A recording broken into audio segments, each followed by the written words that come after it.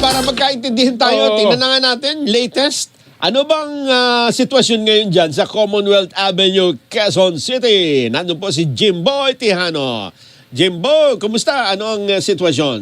Commonwealth. Yes, kayang Nelson, kayang Jen, magandang umaga. No, nananatiling ang maluwag ang daloy ng trapiko sa northbound lane ng Commonwealth Avenue sa Quezon City mula sa Digang Bayan hanggang Batasan Pambansa Complex ilang oras bago ang ikalimang State of the Nation Address o SONA ni Pangulong Ferdinand Marcos Jr.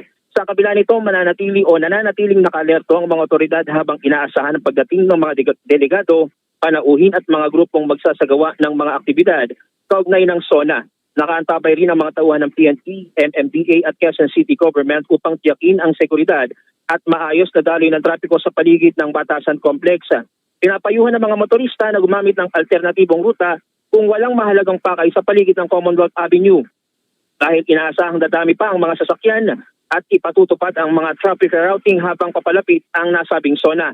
Sa kabuuan, 20,000 pulis ang idineploy ng Philippine National Police para sa seguridad ng SONA at inaasahan din ang pagdaraos ng mga mapayapang kilos protesta sa mga tinakdang lugar sa ilalim ng mahigpit na seguridad ng mga otoridad. At yan muna ang pinakahuling update mula sa Quezon City, Jim Tejano para sa 100% Balita. May nakita ka na bang tipon-tipon ng mga magrarally, Jimboy?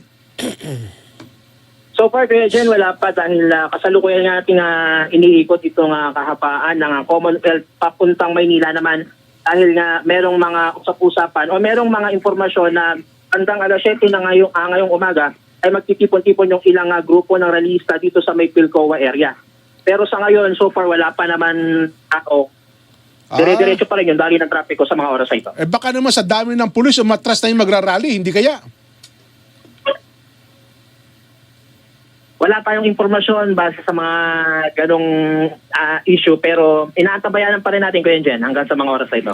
Ako na nagbigay ng impormasyon. Ang balita ko, parang wala nang tutuloy na magrarally, Nelson eh.